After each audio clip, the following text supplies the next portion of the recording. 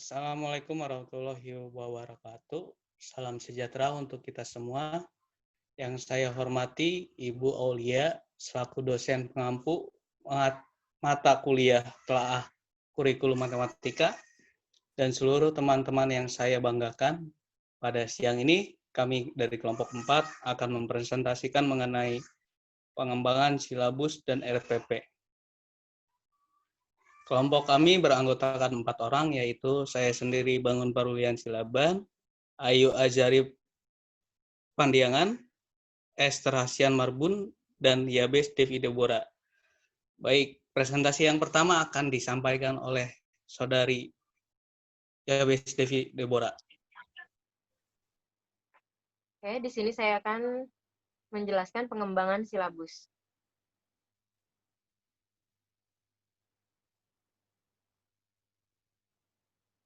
Kami akan membahas pengertian, landasan, prinsip pengembangan, unit waktu, pengembangan silabus, komponen silabus, mekanisme pengembangan silabus, dan terakhir, langkah-langkah pengembangan silabus. Pengertian. Silabus adalah rencana pembelajaran pada suatu kelompok mata pelajaran per tema tertentu yang mencakup standar kompetensi, yaitu kompetensi dasar, materi pokok per pembelajaran, kegiatan pembelajaran, indikator pencapaian kompetensi yang bertujuan untuk penilaian, alokasi waktu, dan sumber belajar. Yang kedua, landasan. Landasan pengembangan silabus ditetapkan oleh Peraturan Pemerintah Nomor 19 Tahun 2005 tentang Standar Nasional Pendidikan Pasal 17 Ayat 2. Yang kedua, ditetapkan di Peraturan Pemerintah Nomor 19 Tahun 2005 tentang Standar Nasional Pendidikan Pasal yang ke-20. Yang ketiga, ada prinsip pengembangan yang mencakup ilmiah, relevan, sistematis, konsisten, memadai, aktual, dan kontekstual, fleksibel, dan yang terakhir menyeluruh. Untuk unit waktu akan dijelaskan oleh Saudari Esther. Baik, saya akan menjelaskan 4. Unit waktu. 1. Silabus mata pelajaran disusun berdasarkan seluruh alokasi waktu yang disediakan untuk mata pelajaran selama penyelenggaraan pendidikan di tingkat satuan pendidikan. 2. Penyusunan silabus memperhatikan alokasi waktu yang disediakan per semester, per tahun, dan alokasi waktu mata pelajaran lain sekelompok. 3. Implementasi pembelajaran per semester menggunakan penggalan silabus sesuai dengan standar kompetensi dan kompetensi dasar untuk mata pelajaran dengan alokasi waktu yang tersedia pada struktur kurikulum. 5. Pengembangan silabus. Yang pertama, guru kelas per mata pelajaran. Yang kedua, kelompok guru kelas per mata pelajaran. 3. Kelompok kerja guru atau KKG atau PKG atau MGMP yang di bawah koordinasi dan supervisi Dinas Pendidikan Kabupaten, Kota, atau Provinsi. 6. Komponen silabus. Yang pertama, standar kompetensi. Yang kedua, kompetensi dasar. Yang ketiga, materi pokok atau pembelajaran. 4. Kegiatan pembelajaran. 5. Indikator. 6. Penilaian. 7. Alokasi waktu. 8. Sumber belajar. Dari komponen silabus ini dikembangkan berdasarkan standar kompetensi dasar. Selanjutnya akan dijelaskan oleh Saudara Ayu Azari. Mekanisme pengembangan silabus.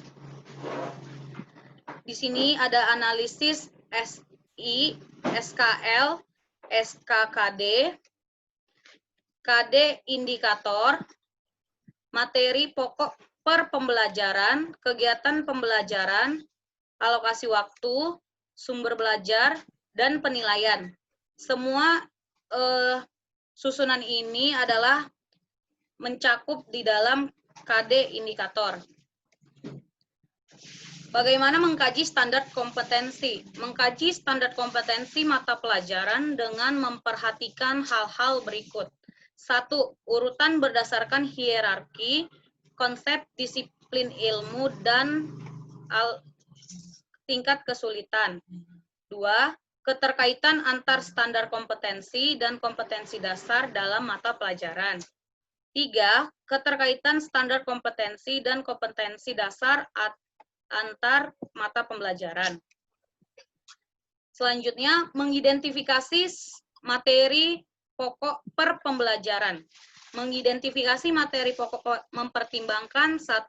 Potensi peserta didik, 2. Relevansi dengan karakteristik daerah, 3. Tingkat perkembangan fisik, intelektual, emosional, sosial, dan spiritual peserta didik. 4. Kebermanfaatan peserta didik, 5. Struktur keilmuan, 6. Aktualitas, kedalaman, dan keluasan materi pembelajaran. Yang ketujuh, relevansi dengan kebutuhan peserta didik dan tuntutan lingkungan. 8. Alokasi waktu. Selanjutnya, mengembangkan kegiatan pembelajaran. 1. Kegiatan pembelajaran dirancang untuk memberikan pengalaman belajar yang melibatkan proses mental dan fisik melalui interaksi antar peserta didik dengan guru, lingkungan, dan sumber belajar lainnya dalam rangka pencapaian kompetensi. 2. Pengalaman belajar dimaksud dapat terwujud melalui pendekatan pembelajaran yang bervariasi dan berpusat pada peserta didik. 3. Pengalaman belajar memuat kecakapan hidup yang perlu dikuasai peserta didik. Selanjutnya akan disampaikan oleh Saudara Bangun. Baik, merumuskan indikator pencapaian kompetensi. Pertama, indikator merupakan penanda pencapaian kompetensi dasar yang ditandai oleh perubahan perilaku yang dapat diukur yang mencakup sikap, pengetahuan, dan keterampilan. 2. Indikator dikembangkan sesuai dengan karakteristik peserta didik, satuan pendidikan, dan potensi daerah. 3. Digunakan sebagai dasar untuk menyusun alat penilaian.